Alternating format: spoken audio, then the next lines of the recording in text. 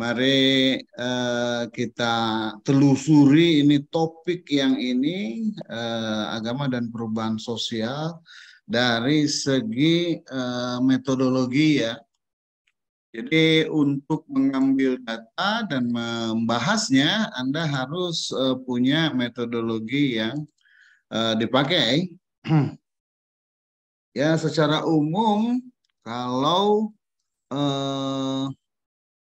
masalah aktivitas ini ya, karena perubahan ini perubahan sosial, jadi sosial itu harus nampak berkelompok, dan inti dari sosial itu adalah kelompok. Jadi harus ada perubahan-perubahan yang dampaknya kena pada kelompok atau dari kelompok tersebut gitu. Jadi antar kelompok gitu atau apa sejumlah kelompok, jadi social conclave itu ya. Jadi manusia itu ya kata Durkheim ada sebagai individu dan sebagai kelompok ya, disebut sebagai homo duplex ya. Jadi dua dimensi kelompok, dimensi individu. Nah, dalam dimensi sosial atau dimensi kelompok tadi itu ada norma-norma sosial yang harus diikuti oleh kelompok tersebut. Termasuk ya individu itu dipaksa oleh kelompok atau oleh masyarakat, ya kan? Jadi secara anonimnya itu masyarakat, ya, secara umum. Yang kalau dalam hal politik mungkin ada penguasa dan yang dikuasai. Nah, kita itu yang dikuasai, kan? Dan cuma yang dikuasai ini nantinya dalam proses-proses sosial politik itu memunculkan kelompok-kelompok yang menyambungkan antara kehendak individu dan dengan negara yang penguasa. Jadi ada yang disebut civil society. Nah, dari pihak penguasa juga ada penerjemahannya gitu. Jadi kalau dari individu tadi ada pengelompokan yang disebut civil society. Yang kalau bahasa apa namanya klasiknya paguyuban kan, paguyuban masyarakat mana orang mana gitu, kayak Pak Rizky itu orang Malangbong gitu. Nah, itu sudah suatu ini pengelompokan sosial. Nanti lebih rumit lagi misalkan dengan berbagai conclave ya, yaitu misalkan ada kelompok ya, kalau di kita dari segi agama mungkin ada ormas ya kan. Ada ormas ya, ormas ini mungkin biasanya ramainya sih setelah kita keluar dari sekolah menjadi orang yang anonim lagi gitu ya. Sudah bukan mahasiswa tapi warga biasa, biasanya berkelompok minimal ke masjid lah, kelompok masjid anu ya kalau dari segi agama. Minimal ketika upacara-upacara keagamaan kita harus ada kan yang mengelilingi kita kan. Masa kita sendirian gitu ya, nikah sendirian gitu, meninggal sendirian, itu nggak bisa. Jadi, agama ya kan harus kita itu berkelompok ya supaya bisa saling apa namanya ya mendoakan, kalau ini kan bisa saling curhat gitu ya. Itu juga suatu ini, bahkan di Amerika itu ada per penyakit ya dok ya. Jadi kelompok yang berpenyakit kanker gitu kumpul gitu ya kan.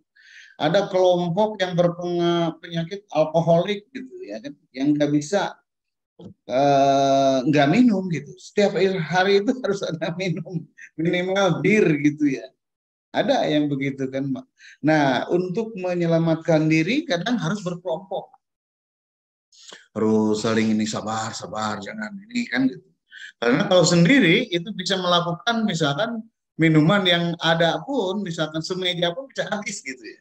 Nah, tapi kalau berkelompok bisa jangan. Nah, gitu ya kan.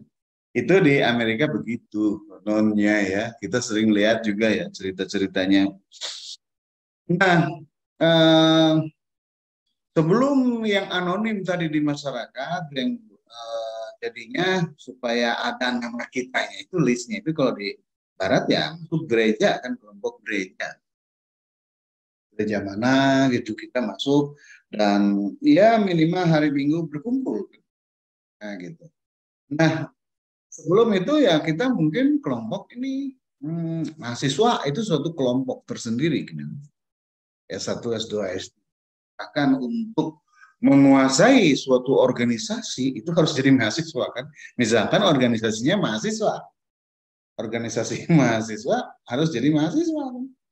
Yang kalau sudah keluar nggak bisa lagi kan.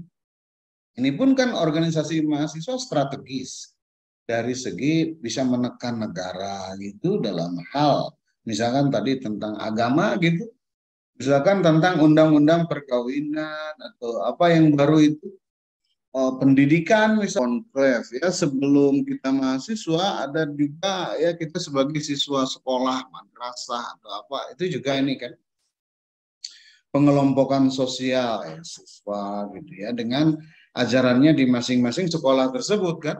Kalau yang berbasis ormas ya berarti sekolahan apa gitu Muhammadiyah, sekolahan NU itu persis apalah kan Al-Irsyad gitu.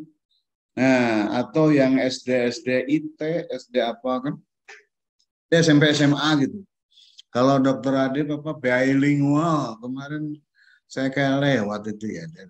Mana pahlawan gitu ya jalan PHH Hasan Mustafa ya.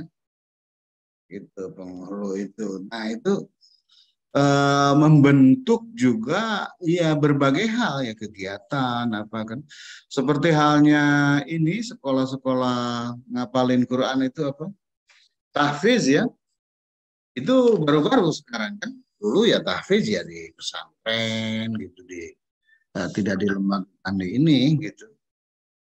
Sekarang sekolah-sekolah buka tahfiz kan, kadang ya full board gitu ya.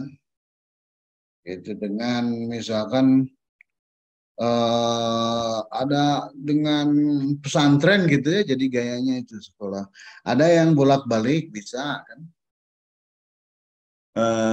Itu suatu hal yang baru, termasuk yang Islam terpadu gitu. Jadi yang di Jakarta itu ya cukup ramai lah. Dan mungkin yang ininya Al Azhar ya, yang awal-awal gitu ya. Nah, kemudian jadi ternyata umat Islam sekarang ya pandai-pandai dan jadi bikin sekolah-sekolah gitu plus plus plus gitu kan. Nah itu juga suatu gelombang yang dulunya nggak ada kan. Ini hal yang baru. Yang dulunya ada 3 kan sistem pendidikan di Indonesia ya kalau menurut Karel Standring, sekolah, madrasah, dan pesantren. Jadi 3 dibedakan. Nah sekarang dicampurkan sekolah dengan pesantren. Jadi nanti produknya yang akan dituju itu segala macam, misalkan sekolah dengan tahfiz, sekolah dengan Islam plus, ada sekolah yang memang untuk IT saja ada kan, IT dalam artian bukan Islam terpadu tapi information technology gitu ada. Itu contohnya, itu social conclave juga. Jadi nanti ada modenya juga kan. Seperti halnya bank juga kan tiba-tiba jadi ada bank Islam kan. Ada kemudian asuransi Islam, apalagi yang berbasis Islam gitu, yang berbasis agama.